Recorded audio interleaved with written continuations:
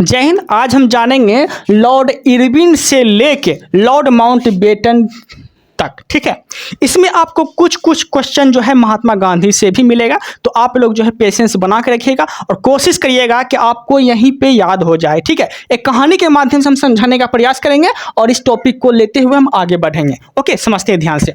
तो पहला गवर्नर हम देखने वाले हैं लॉर्ड इरविन। लॉर्ड इरविन का जो कार्यकाल रहा था 1926 से लेके 1931 तक रहा था। 1926 से लेके 1931 तक जो कार्यकाल रहा था वह रहा था इरविन का। ओके, तो यहाँ तक कोई दिक्कत नहीं है। आप समझते हैं ध्यान से इसका कहानी। तो इरविन के समय एक साइमन कमीशन आया था। साइमन कमीशन का गठन बोलेगा तो 1927। साइमन कमीशन का गठन 1927 और साइमन कमीशन का भारत में आगमन जब हुआ था तो 1928। ये चीज याद रखिएगा आप। ठीक है, साइमन कमीशन का गठन 1927, साइमन कमीशन का आगमन भारत में 1928। यहां तक कोई दिक्कत नहीं है, नो डाउट। आगे समझते हैं। अब समझते हैं साइमन कमीशन जो आया था ये क्यों आया था। साइमन कमीशन आया था एक कानून पारित करने के लिए। मुख्य रूप से भारतीयों के ऊपर जो कानून है अंग्रेज का कानून चलेगा और अंग्रेज द्वारा बनाया गया कानून के तौर पे ये साइमन कमीशन भारत आया था। लेकिन इसका विरोध जो है बहुत ही घोर शोर से होने लगा, जिसमें कि लाला लाजपत राय नाम के एक व्यक्ति थे, एक क्रांतिकारी थे।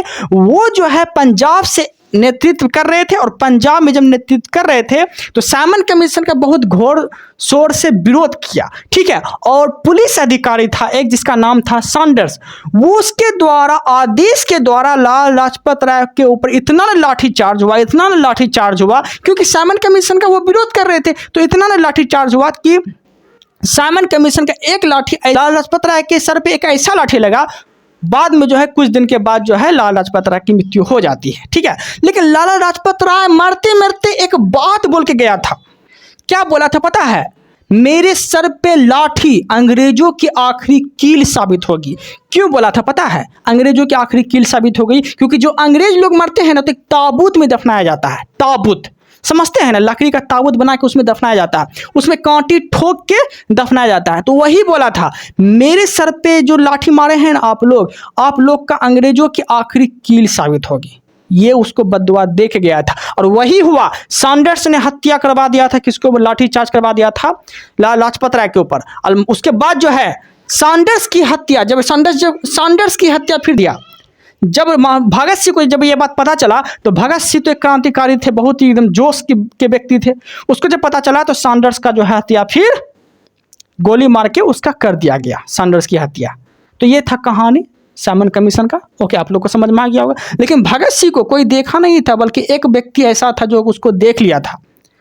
वो कौन था? तो भारतीय व्यक्ति ही था। लेकिन फिर भी उसको भगत सिंह हाथ में नहीं आए थे, किसी का प्रशासन के हाथ में नहीं आए थे, पुलिस अधिकारी के हाथ में नहीं आए थे। लेकिन भगत सिंह जो है असेंबली हॉल में बटुकेश्वर दत्त और भगत सिंह खुद 1929 में 8 अप्रैल 1929 में जब असेंबली हॉल में बम फेंक रहा था तो उसी वक्त जो है भगत सिंह गिरफ्तार हो जाते हैं। और भगत सिंह जब गिरफ्तार हो जाते हैं तो उसको पेश किया जाता है। तो उसी वक्त जो है अंग्रेज को सिर्फ शक हुआ था कि सैंडर्स का हत्या यही किया होगा, और शक के आधार पे उसको गिरफ्तार भी कर लिया और असेंबली हॉल में बम फेंक रहा था उसको गिरफ्तार कर लिया। और उसके बाद जो है एक भारतीय के कहने पे भगत सिंह को फांसी की सजा दे दिया गया कि सैंडर्स की हत्या यही किया है, क्योंकि वो जो गवाह दिए थे वो एक भारतीय ही थे। लेकिन भगत सिंह गिरफ्तार सैंडर्स की हत्या में नहीं हुए थे। भगत सिंह गिरफ्तार हुए थे असेंबली हॉल में बम फेंकने के विरोध में। ठीक है, लेकिन उसको फिर बाद में फांसी दे दिया गया। बाद में साबित हो गया कि भगत सिंह जो है सैंडर्स की हत्या किया है। तो यह था कहानी। ओके, आगे बढ़ते हैं। अब समझते आगे। अब समझते हैं 5 मार्च 1931 ईस्वी को जो गांधी इरविन समझौता हुआ था ये क्यों हुआ था? गांधी इरविन समझौता क्यों हुआ था? गांधी इरविन समझ रहे हैं ना, महात्मा गांधी और इरविन के बीच समझौता लिखित दे के समझौता जो होता है वो। ठीक है, तो गांधी इरविन समझौता 5 मार्च 1931 ईस्वी को हुआ था। इरविन के समय ही इरविन के बीच और महात्मा गांधी के बीच हुआ था। क्यों हुआ था तो समझते हैं ध्यान से। इसका रीजन था गोलमेज सम्मेलन। क्यों हुआ था? इसका रीजन था गोलमेज सम्मेलन। क्यों था गोलमेज सम्मेलन समझते हैं। 1930 ईस्वी में पहला गोलमेज सम्मेलन हुआ था, लेकिन महात्मा गांधी को आमंत्रण दिया गया था कि महात्मा गांधी आप आइए गोलमेज सम्मेलन में और भाग लीजिए। इंग्लैंड में चल रहा था गोलमेज सम्मेलन, लेकिन महात्मा गांधी जो है वो गोलमेज सम्मेलन में भाग नहीं लिए। क्यों नहीं लिए? क्योंकि 1930 में सविनय अवज्ञा आंदोलन चल रहा था भारत में। ठीक है, समझते हैं। तो 5 मार्च 1931 को गांधी इरविन समझौता क्यों हुआ था? क्योंकि 1930 में पहला गोलमेज सम्मेलन हुआ था, उसमें महात्मा गांधी भाग नहीं लिए थे। इस बात को ईगो पे ले लिया कौन? तो जे मैकडोनाल्ड जो थे इंग्लैंड के प्राइम मिनिस्टर, उसको लगा कि जब हम प्राइम मिनिस्टर हैं, मेरे बोलने पे महात्मा गांधी नहीं आए मिलने के लिए, क्या मेरा अस्तित्व है? इसी के द्वारा, प्राइम मिनिस्टर के द्वारा ही नियुक्त किया गया था इरविन भारत में। तो इरविन और महात्मा गांधी के बीच समझौता इसीलिए हुआ था क्योंकि प्राइम मिनिस्टर का कहना था कि महात्मा गांधी की क्या क्या मांग है उसको पूरा करो और समझौता करो। तो महात्मा गांधी का मांग यही था कि मेरा जो कैदी है, राजनीतिक कैदी है, उसको छोड़ दिया जाए। ठीक है, तो राजनीतिक कैदी को छोड़ देने की बात कही गई थी। इसी पर्पस में गांधी इरविन समझौता हुआ था और इसी के विरोध में जो है, इसी के वजह से जो है महात्मा गांधी को आज तक जो है, अभी तक महात्मा गांधी से बहुत लोग जो है खफा है। क्यों खफा है? क्योंकि ये समझौता में जो है भगत सिंह को वो नहीं बचा पाए थे, क्योंकि भगत सिंह राजनीतिक कैदी नहीं थे बल्कि आपराधिक कैदी थे। ठीक है, यहाँ तक कोई दिक्कत नहीं है। उसके बाद जो है ये समझौता हो जाने के बाद जो है 1931 में फिर गांधी जी दूसरा गोलमेज सम्मेलन में भाग लेने के चले जाते हैं। ठीक है, तो आपसे क्वेश्चन पूछेगा कि महात्मा गांधी जो भाग लिए हैं वो किस गोलमेज सम्मेलन में भाग लिए थे? तो वह लिए थे 1930। 1931 में तो गए नहीं, 1930 में तो गए नहीं, 1931 मतलब दूसरा गोलमेज सम्मेलन में महात्मा गांधी भाग लेने के लिए गए थे। ठीक है, तो गोलमेज सम्मेलन हुआ कितना था? 1930, 1931, 1932, 3 गो गोलमेज सम्मेलन हुआ था, याद रखिएगा। और इस तीनों गोलमेज सम्मेलन में ब्रिटेन के प्राइम मिनिस्टर कौन थे?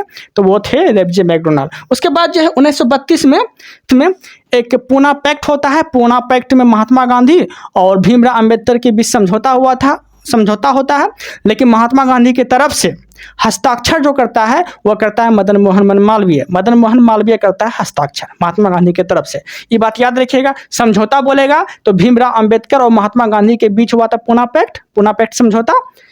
ठीक है, याद रखिएगा। और आप समझते हैं लोन लिथगो का जो कार्यकाल रहा था वह रहा था 1936 से 1943। 1936 से 1943 तक जो रहा था लोन लिथगो रहा था। इसके समय जो है कांग्रेस में मंत्रिमंडल द्वारा त्यागपत्र दिया गया था। 1939 में। ठीक है, और उसके बाद जो है 22 दिसंबर 1939 ईस्वी को मुस्लिम लीग ने पहला मुक्ति दिवस मनाया था। ठीक है, मुस्लिम लीग जो है मुक्ति दिवस कब मनाता है? तो 22 दिसंबर 1939 ईस्वी को मुस्लिम लीग द्वारा मुक्ति दिवस मनाया जाता है। ओके, दूसरा विश्व युद्ध जो हुआ था 1939 में हुआ था। ठीक है, और कार्यकाल किसका होगा? तो लोन लिथगो का कार्यकाल होगा। और दूसरा विश्व युद्ध जो हुआ था ये कब हुआ था? तो यह हुआ था 1939 में। 1 सितंबर 1939 में जो है दूसरा विश्व युद्ध हुआ था, ये बात याद रखिएगा। ओके, और दूसरा विश्व युद्ध जो चलता है वह चलता है 1939 से 1945 तक चलता है दूसरा विश्व युद्ध। ओके, आगे देखते हैं। अगस्त प्रस्ताव जो आया था 1940 में आया था अगस्त प्रस्ताव। ठीक है, और भारत छोड़ो आंदोलन जो हुआ था वो 8 अगस्त 1942 ईस्वी को भारत छोड़ो आंदोलन होता है, याद रखिएगा। ठीक है, भारत छोड़ो आंदोलन।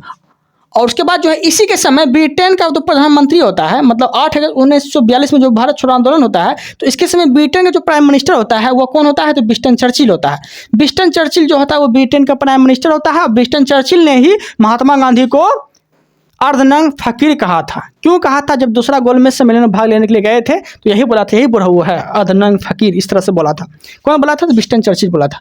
आगे लॉर्ड बेबर का कार्यकाल देखते हैं। लॉर्ड बेबर का जो कार्यकाल रहा था 1944 से 1947 तक रहता है। 1944 से 1947 तक जो रहता है लॉर्ड बेबर का कार्यकाल रहता है। इसके समय जो है 1946 में नौसेना विद्रोह होता है। 1946 में नौसेना विद्रोह होता है। किसके समय? तो लॉर्ड बेबर के कार्यकाल के समय। ठीक है, और लॉर्ड बेबर का कार्यकाल जो रहता है 1944 से 1947 तक लॉर्ड बेबर का कार्यकाल रहता है। ओके, आगे देखते हैं। 16 अगस्त 1946 ईस्वी को मुस्लिम लीग ने सीधी कार्रवाई दिवस मनाया था। विधानसभा का जो गठन होता है इसी के समय होता है। किसके समय होता है? बेबल के समय ही जो है, लॉर्ड बेबल के समय ही जो है 6 दिसंबर 1946 ईस्वी को संविधान सभा का गठन होता है। ओके, 6 दिसंबर 1946 ईस्वी को संविधान सभा का गठन होता है, ये बात याद रखिएगा। और पहली बैठक जो होता है 9 दिसंबर 1946 ईस्वी को पहली बैठक होता है जिसमें कि सच्चिदानंद सिन्हा को अस्थायी अध्यक्ष बनाया जाता है। वो अस्थायी अध्यक्ष सच्चिदानंद सिन्हा को बनाया जाता है। ओके, उसके बाद जो है 11 दिसंबर 1946 ईस्वी को राजेंद्र प्रसाद को अस्थायी रूप से अध्यक्ष बनाया जाता है संविधान सभा के गठन होने के बाद। ओके, यहाँ तक कोई दिक्कत नहीं है। आगे उसके बाद आता है लॉर्ड माउंटबेटन। लॉर्ड माउंटबेटन का जो कार्यकाल रहता है वह रहता है 1947 से 1948 तक जो है लॉर्ड माउंटबेटन का कार्यकाल रहता है। ओके, ये जो है भारत के अंतिम गवर्नर जनरल के रूप में कार्य करते हैं। ओके, उसके बाद जो है स्वतंत्र भारत का जो गवर्नर जनरल बनाया जाता है, स्वतंत्र भारत का अंतिम भारतीय गवर्नर जनरल जो बनाया जाता है वो चक्रवर्ती राजगोपालाचारी को बनाया जाता है। ओके, जिसका कार्यकाल कितना रहता है, 1948 से 1950 तक रहता है। ओके, तो उम्मीद है कि आप लोग को समझ में आ गया होगा। थोड़ा स्पीड खींचने का प्रयास करते हैं ताकि जल्द से जल्द जो है आपका टॉपिक खत्म हो जाए। ओके, और अगर कोई डाउट रह जाता है तो आप कमेंट क्यों नहीं करते हैं, कमेंट करिए, ठीक है। और कोई भी क्वेश्चन आपको लगे कि ये क्वेश्चन का आंसर ये होना चाहिए या फिर ये क्वेश्चन का आंसर ये होना चाहिए, तो आप लोग बोलिए, आप लोग का अधिकार है। आप लोग जो है मुझे टाइम देते हैं, मेरा वीडियो देखते हैं, आप लोग का अधिकार है। कुछ बोल भी देंगे आप तो आप लोग का जो है हम प्रसाद के रूप में ग्रहण कर लेंगे, ठीक है। आप लोग का अधिकार है, आप लोग जो है इस पर अमल करिए। और कुछ भी डाउट होता है, कुछ भी प्रॉब्लम होता है तो आप कमेंट करके बता दीजिएगा। Okay, thank you, thanks for watching.